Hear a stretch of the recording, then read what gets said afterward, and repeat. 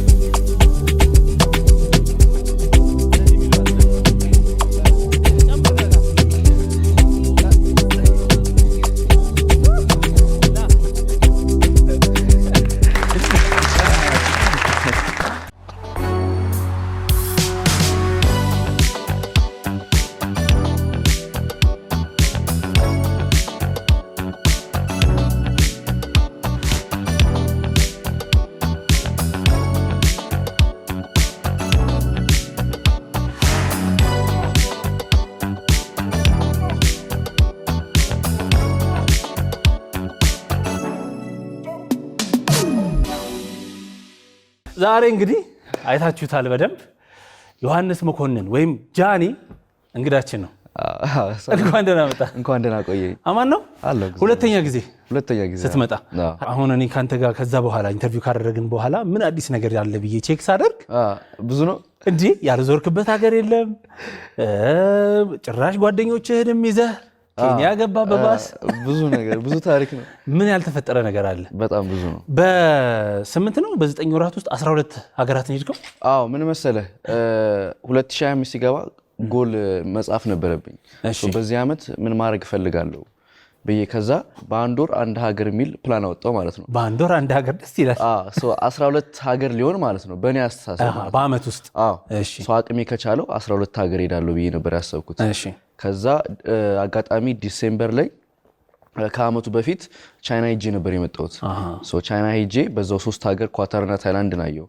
ከዛ ፕላኑን ጻፍኩኝ። ከዛ የመጀመሪያው ወር 3 ሀገር ሄድኩ። ጭራሽ ሳላስበው ማለት ነው። ከቅድ በላይ ሆነ እና በዚሁ አጋጣሚ ደግሞ ቪዲዮዎችን ወደ ትራቭል ቭሎግ አመጣኋቸው ማለት ነው። ሰውም ሁሌም አንድ አይነት ነገር ሳይሆን ለአዳዲስ ነገሮችም ክፍት መሆን ስላለብህ አሁን ትራቭል ቭሎጎችን እየሞካከርኩ ነው ማለት ነው። ኮንቴንቱም ኮቀስ እያለ እየተቀየረ መጣ። ሽፍት እያደረገ ነው ወደ ትራቭል። በጣም የት ሄድክ እስቲ ጥራልኝ እኮ። እስቲ ስፔን ሄጃለሁ፣ ፖርቹጋል ሄጃለሁ፣ ስዊዘርላንድ፣ ለንደን፣ ግብጽ፣ አሁን ኬንያ፣ ከዛ ሮሜኒያ፣ ሳውዲ አረቢያ፣ ከዛ ደግሞ ቱርክ፣ ቻይና፣ ታይላንድ ይላል የሆነ ሀገር እያረፍን እና ኦልሬዲ ግማሽ ወር ላይ ያለ ነው። አይ ቲንክ ጁን ላይ ያለ ነው። ኦልሬዲ ፕላኑ አልፏል። 12 አይ ቲንክ እርግጠኛ ነኝ ይሆናል ብዬ አስባለሁ። በጣም ብዙ ነው ይሄድከው እና የብዙ ወጣትም እኮ ህልም ነው ሀገር መዞር። በጣም የኔ ስራ ያንተም ህልም ነበር እንዴ? በጣም ስልህ በዚህ ፍጥነት ይሆናል ብዬ አስቤ አላውቅም። በተለይ ደግሞ አሁን 2020 ላይ ነው ዩቲዩብ የጀመርኩት። የተመረኩት 12ኛ ክፍል የጨረስኩት ያኔ ነው። ፉል ታይም ዩቲዩብ ለመግባትም ኮሮና ሲመጣ ያሰብኩት ያኔ ነው። ምክንያቱም ልክ ዩኒቨርሲቲ ተመዝግቤ ጨርሽ ልገባ ስል ኮሮና መጣ፣ ሁሉም ነገር ቆመ። ከዛ በኋላ እስቲ ለራሴ አንድ አመት ልረፍና ዩቲዩብ ለጀመርና እስቲ ለራሴ ላይ ፎከስ ላድርግ ብዬ ጀመርኩ።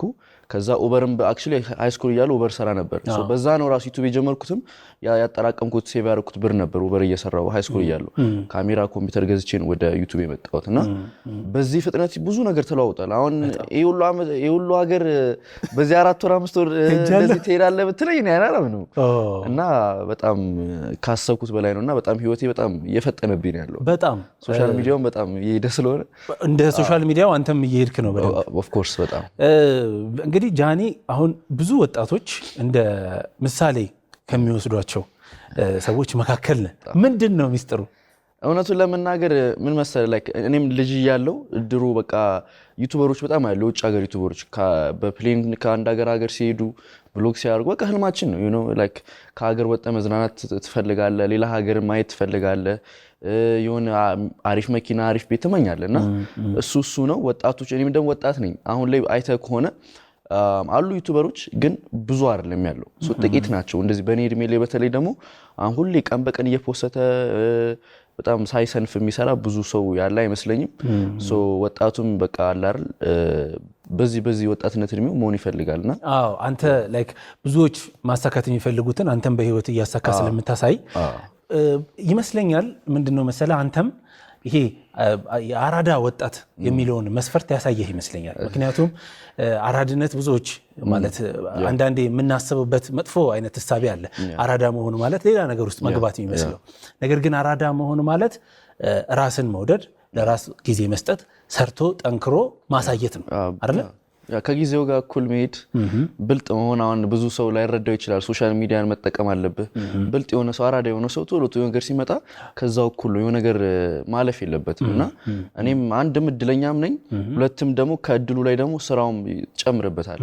ጸሎትም አለ ስራውም ትጨምራለህ ቀን በቀን ትለፋለህና አንተም ደግሞ የሆነ ነገር ሲሳካለ ደግሞ ዞር ብለህ ለጓደኞችም ታስባለህ ማለት በጣም ነው ያየንህ እኮ ነው ከመጀመሪያው ጀምሮ እንዴት ያለው ምን ኡበር እየሰራው እኮ አሁን ሳይክልም ኡበርም ከአንድ አመት ከሁለት አመት በኋላ እንደዚህ ሀገር ኮንተንት ማን ያስባል በዛ ሰዓት ጀስት በቃ አይደል ያው ሃይ ስኩል ቤተሰብ ላለማስቸገር ምን ማለት ነው በሰዓቱ ኡበር ሲሰራ የነበረው ፕላስ ደግሞ አሜሪካ ለመጀመሪያ ጊዜ ለመጡ ሰዎች ስራ ለማያገኙ ሰዎች በዛ ሰዓት ላይክ ምን አይነት ቀላል እንደሆነ ሳይክል ሰርተ ተመዝግበ መጀመር እንደምትችል ብዙ ነገር ነበርና በኔ ምክንያት ራሱ በጣም ብዙ ሰው ነው ኡበር ጀምሬ እንደዚህ ያሳዩኛል ይልኩልኛል ፎቶ ምን ይሉኛል የገዙትን ሳይክል ምናምን በቃ እንደዚህ ያሳዩኛልና በሰዓቱ እንደዚህ ምን አስገራሚ ነገር እስቲ ያገጠመ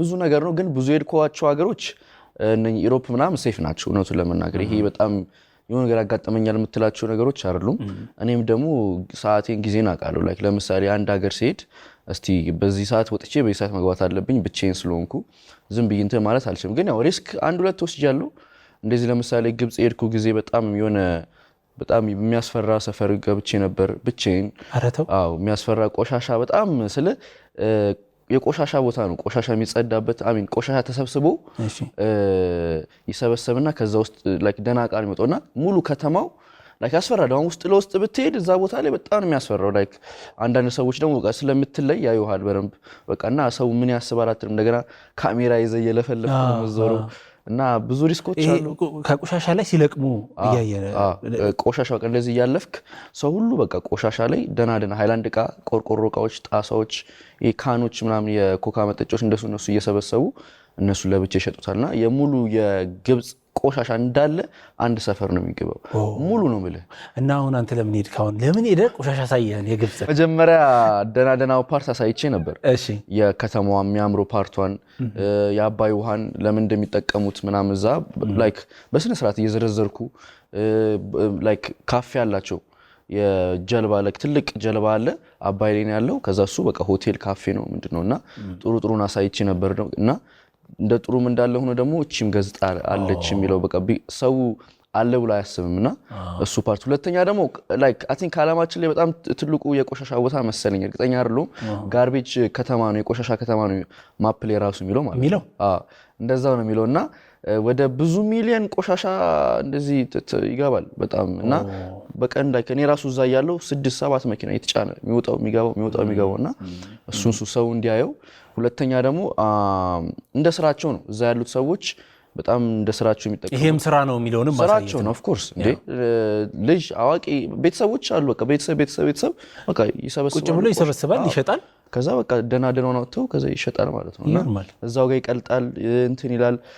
አትቀረጽም ምናምን ያሉኝም አሉ። እና ያው ይሄን ያህል ክፉዎች አይደሉም። ግብጽ በጣም ናይስ ናቸው ሰዎቹ። ግን ስካመሮችም ደግሞ አሉ እንደዛው ልክ አጭበርባሪ አለ። ገና ኤርፖርት እንደረገጥኩ መጣና ታክሲ አለኝ። ከዛ ደግሞ ኤርፖርቱ አውቀው ዋይፋይ የለውም። ከዛ ዋይፋይ ነው ላብራላ አለኝ።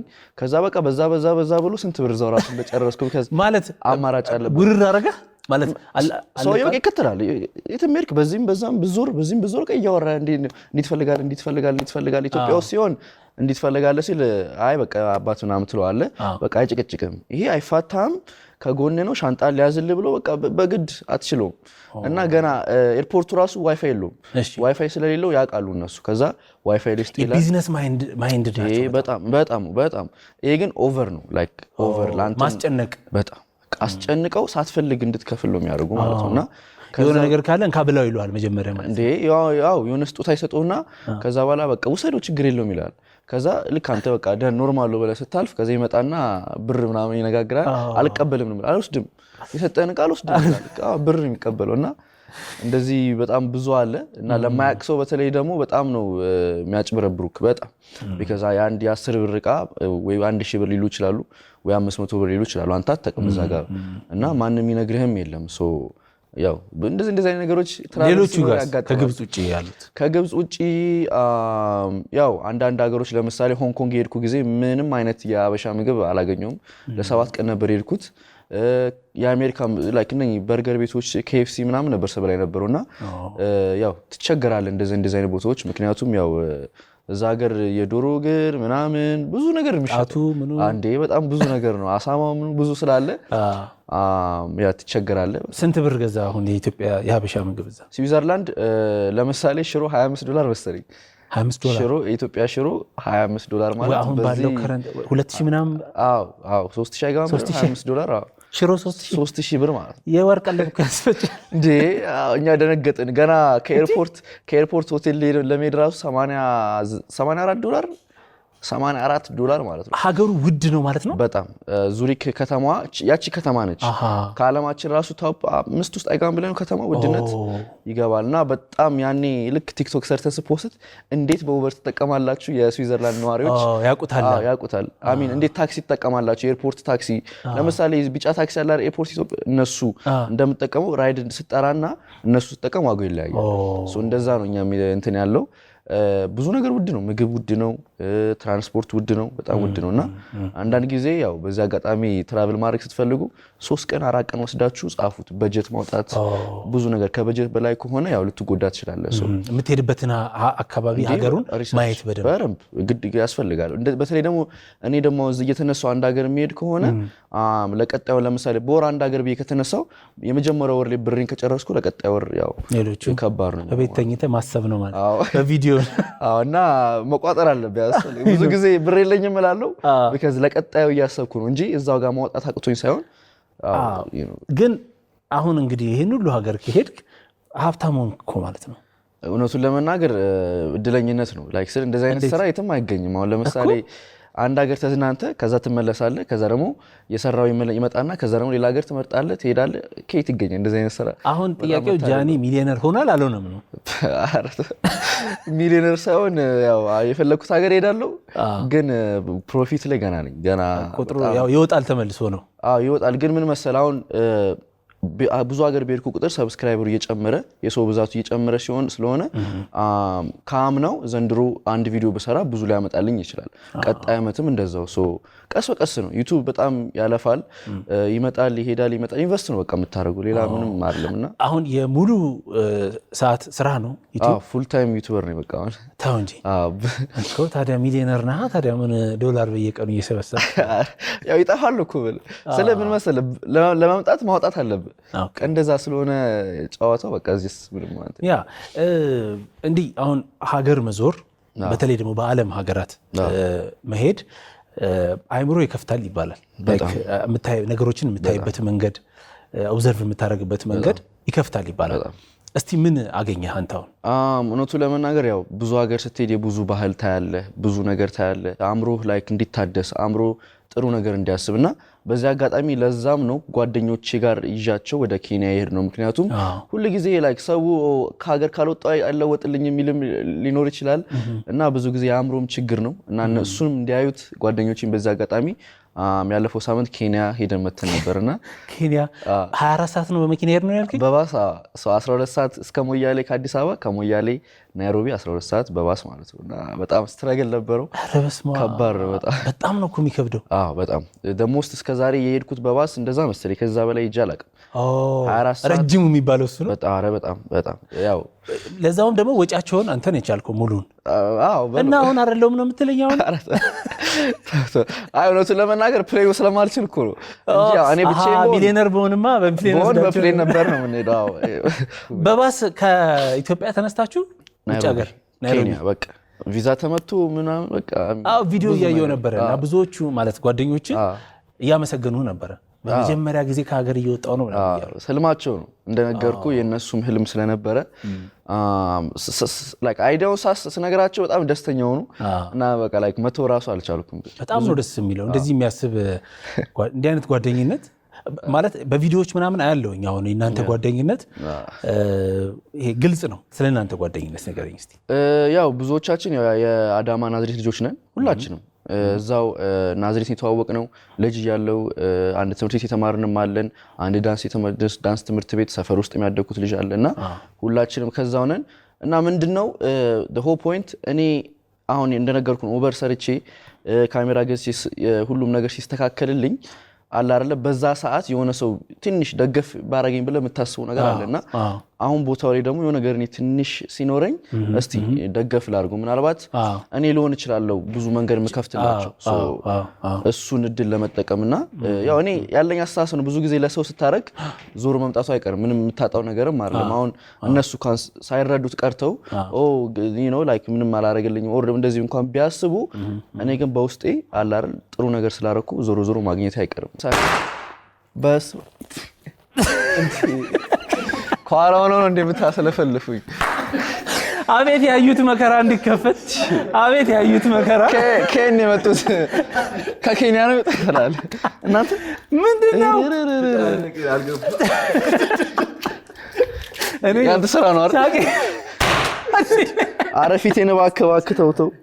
እንዴት ሰላም ነው? አልፈነዳም ናችሁ? ኬንያ መጣችሁ? ሰርፕራይዝ ነው። እንዴት ነህ? ሰላም ነው? ዳይሬክተሩ ይኸው እዚህ ናቸው እና ጀምጭላቸው። ምንድነው የምትሰሩት? በጣም ከባድ ነው እንጂ ከባድ ነው ደግሞ ላስቲኩ እንትን ስለሆነ ያልባል እጅህን ስትለው ዝም ብሎ እጅህ ይከረከራል እንጂ እንትን አይልም። ቢሰለቸን እኮ ላጥረው እኔ እኮ እንደ ዝም አልክ ስለ ሌላ ሰው ያስተካክለው መስሎኝ ዝም አላችሁ እናንተ። ለምን ዝም አሉ? ላይክ የጮውን አይረብሽም እንዴ ማይኩን እያልኩ እነሱ ሲንጫጩ ትሰማለህ? ኧረ ይሰማል በጣም። ከዛ እኔ ላይ ጨናነኩ ነበር ይሄ ነገር ማይኩን አይረብሽም እንዴ እያልኩ ሁሉም ዝም አሉ። ግራ ገባኝ። ምንድነው እዚህ ጋር እየተካሄደ ያለ? እኔ ደግሞ ካሁን ዞረብኝ አልዞረብኝ እያልኩ የባጤ ቁጥር ነው የማወራው እዚህ ጋር። ግን እናንተ በተለይ አንተማ ልገለኝ በቃ ልስቅ ነበረ። እንኳን ደህና መጣችሁ። አማን እና ቅዱስ አይደል? እስቲ ሙሉ ስማችሁን ንገሩኝ። አማኑኤል ወንድሙ። እሺ ቅዱስ ተዋህዶ። ቅዱስ ተዋህዶ። ስምህ ደስ ሲል የኔ አይልም ያንተም ደስ ይላል። ሰምቼ አላውቅም እንደዚህ አይነት ስም። ለዛ ነው ኬንያ አሁን ዲያስፖራው ናቸዋል ማለት ነው። እውነት ነው። አሁን ዲያስፖራዎች የባስ ዲያስፖራዎች ዲያስፖራ ነው ኢትዮጵያ ውስጥ ነው። እንዴት ነው ለመዳችሁት? አሁን ኢትዮጵያ አየሯ ተለወጠችብን እንጂ ተለወጠች። ልክ ሳምንት ቆይተን ስንመጣ እንደ አገሩ ተቆፋፈረ። አሁን ብዙ ቦታዎች አዳዲስ ነገር አለ እንዴ በዚህ ሳኑ እንደዚህ ሆኖ ማለት ጀምረዋል። እንደኔ ማለት አገሩ ተቆፋፈራሉ።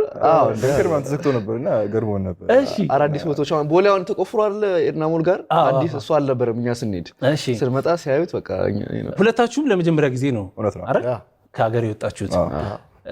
እንዴት ነበር እስቲ ንገሩኝ።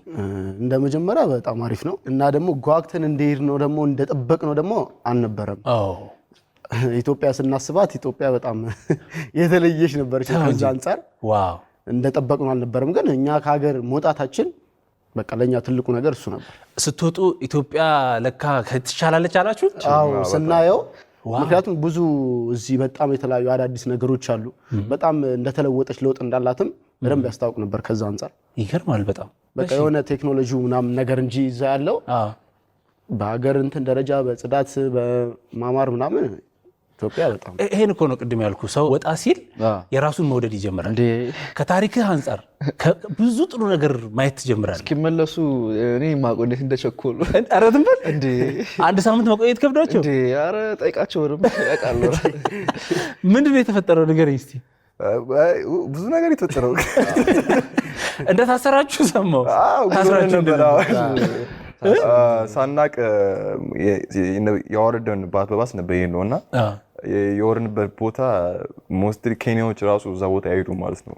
በጣም ቫይለንት የሆነ ቦታ ነውና ጥርስ መፋቂያ የገዛን ነበረ። ከዛ በዛ ሰዓት ላይ ነበረ የሆነ ሴት እንዳቀርሱ ይሆናል ብላ እዛ ጋር ያወቀችው ማለት ነው።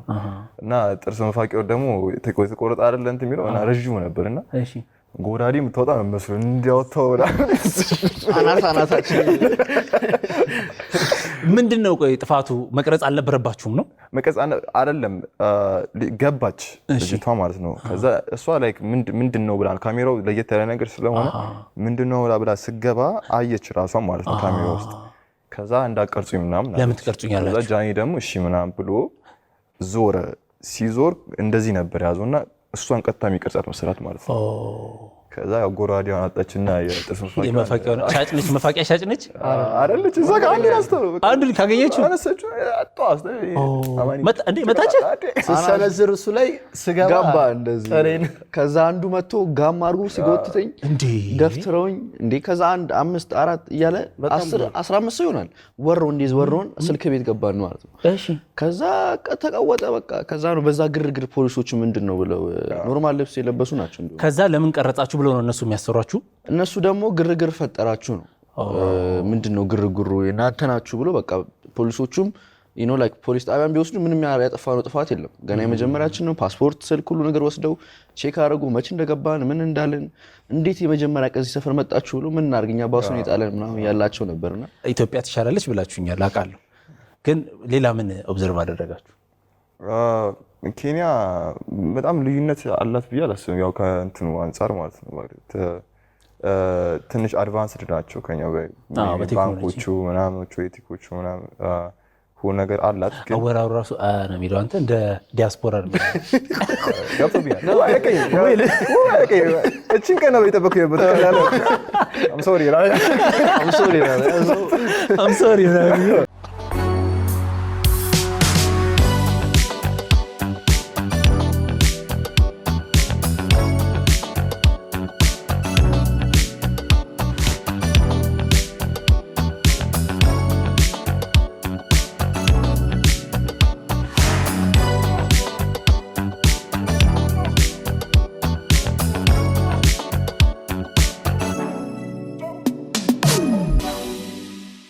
በጣም አሪፍ ነገር ነች። ግን እኛም በደንብ ተስፋ አለን ነው እንዴ? እኛ በጣም አለን። በጣም ደስ ይላል። ይሄን መስማት ከወጣት በጣም አሪፍ ነው። ባይደው እንዴ ብዙ ሰው ልቡ ከውጪ ነው ያለው እንዴ። በጣም ጓደኝነት ማለት መብላት መጠጣት ብቻ የሚመስለው ሰው አለ። ተሰብስበው መስራትም ባይዘው ጓደኝነት ነው አይደል? ኦፍ ኮርስ እንዴ በጣም ቢካዝ እስቲ አስበው ብቻህን ሆነህ ስታሸንፍና አብሮ ካደካቸው ልጆች ጋር አሸንፈህ ያን የሰራውን ስታጣጥመው በጣም ይለያል እና ትልቅ ነገር ነው። ያው ዙሩ እርስ በርስ ብትታይ አንደኛን ጓደኛን ብታግዝ ደግሞ ምንም የምታጣው ነገር የለም። በጣም ናይስ ነው። በጣም ደስ የሚል ቆይታ ነው ያደረግነው። እኔ ስለመጣችሁ ደስ ብሎኛል። በሚቀጥለው የት ነው አሁን የምትሄዱት? ባሱ ተቆርጧል። አይ ባሱ ተቆረጠ ብለዋል። አሜሪካ ሄጄ ስመጣ ተዘጋጅተን ነው የምንጠብቀው ብለዋል። አሁን ደግሞ ጠንከር ብላችሁ ሌላ ጉዞ ትሄዳላችሁ። በደንብ እያያችሁ ለኛ እንግዲህ ትነግሩናላችሁ ማለት ነው። በጣም አመሰግናለሁ።